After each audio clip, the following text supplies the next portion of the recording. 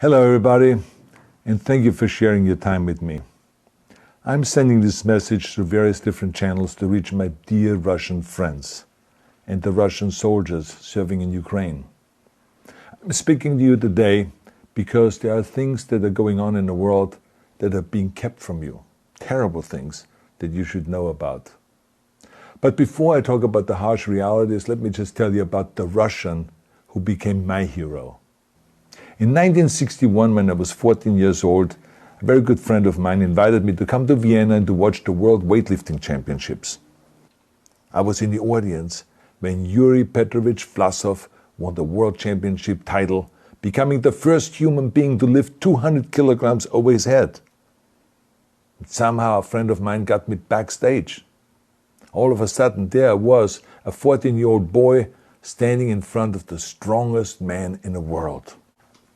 I couldn't believe it. He reached out to shake my hand. I still had a boy's hand. He had this powerful man's hand that swallowed mine. But he was kind, and he smiled at me. I will never forget that day. Never. I went home and I put his photo above my bed to inspire me when I started lifting weights. My father told me to take down that picture and to find a German or an Austrian hero. He got really angry, and we argued back and forth. He didn't like Russians because of his experience in the Second World War. You see, he was injured at Leningrad, where the Nazi army that he was part of did vicious harm to the great city and to its brave people.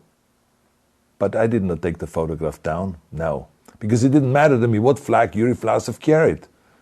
My connections to Russia didn't stop there, by the way.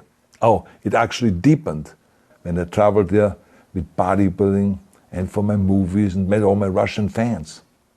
And on one of those trips, I remember, I met Yuri Vlasov once again.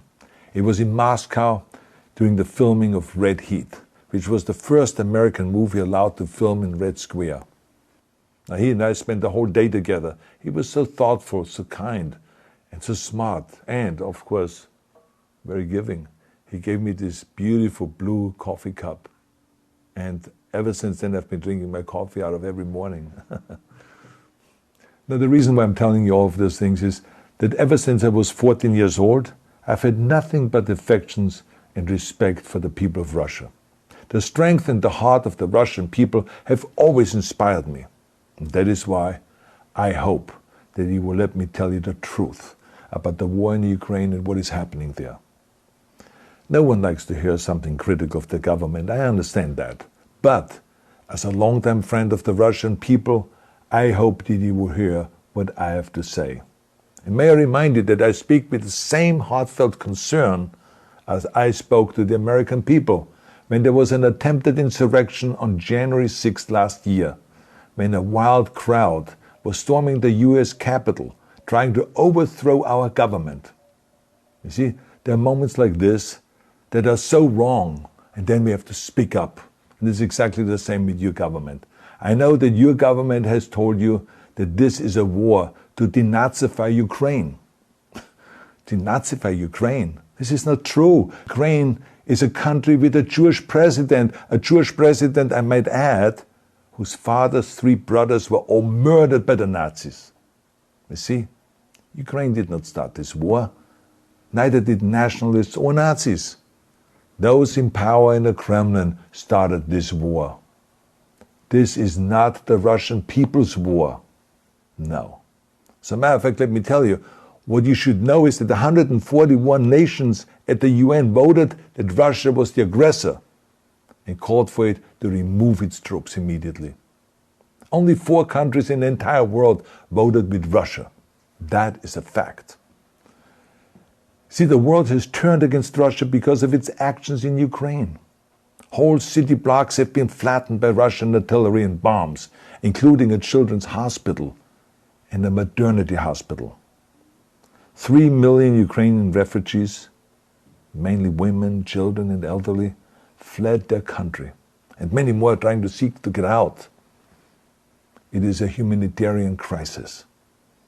Because of its brutality, Russia is now isolated from the society of nations. You're also not being told the truth about the consequences of this war on Russia itself. I regret to tell you that thousands of Russian soldiers that have been killed. They have been caught between Ukrainians fighting for their homeland and the Russian leadership fighting for conquest.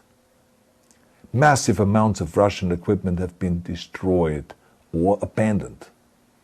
The destruction that Russian bombs are raining down upon innocent civilians has so outraged the world that the strongest global economic sanctions ever taken have been imposed on your country. Those who don't deserve it on both sides of the war will suffer. The Russian government has lied not only to the citizens, but to its soldiers. Some of the soldiers were told they were going to fight Nazis. Some were told that the Ukrainian people would greet them like heroes. And some were told that they were simply going on exercise. They didn't even know that they were going into war. And some were told that they were there to protect ethnic Russians in Ukraine. None of this is true. The fact is that Russian soldiers have faced fierce resistance from the Ukrainians who want to protect their families and their country. When I see babies being pulled out of ruins, I think that I'm watching a documentary about the horrors of the Second World War, not the news of the day. Now let me tell you, when my father arrived in Leningrad, he was all pumped up on the lies of his government. And when he left Leningrad, he was broken, physically and mentally.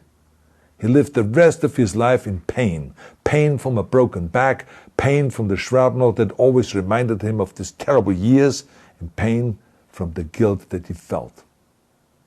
To the Russian soldiers listening to this broadcast, you already know much of the truth that I've been speaking. You have seen it with your own eyes. I don't want you to be broken like my father. This is not the war to defend Russia that your grandfathers or your great-grandfathers fought. This is an illegal war. Your lives, your limbs, your futures are being sacrificed for a senseless war condemned by the entire world. Now, to those in power in the Kremlin, let me just ask you, why would you sacrifice those young men for your own ambitions? To the soldiers who are listening to this, remember that 11 million Russians have family connections to Ukraine. So every bullet you shoot a brother or a sister. Every bomb or every shell that falls is falling not on an enemy, but on a school, or a hospital, or a home. I know that the Russian people are not aware of such things are happening. So I urge the Russian people and the Russian soldiers in Ukraine to understand the propaganda and the disinformation that you are being told. I ask you to help me spread the truth. Let your fellow Russians know the human catastrophe that is happening in Ukraine. And to President Putin I say, you started this war. You are leading this war. You can stop this war. Now, let me close with a message to all of the Russians who have been protesting on the streets against the invasion of Ukraine. The world has seen your bravery. We know that you have suffered the consequences of your courage. You have been arrested, you have been jailed, and you have been beaten. You are my new heroes. You have the strength of Yuri Petrovich Vlasov. You have the true heart of Russia. My dear Russian friends, may God bless you all.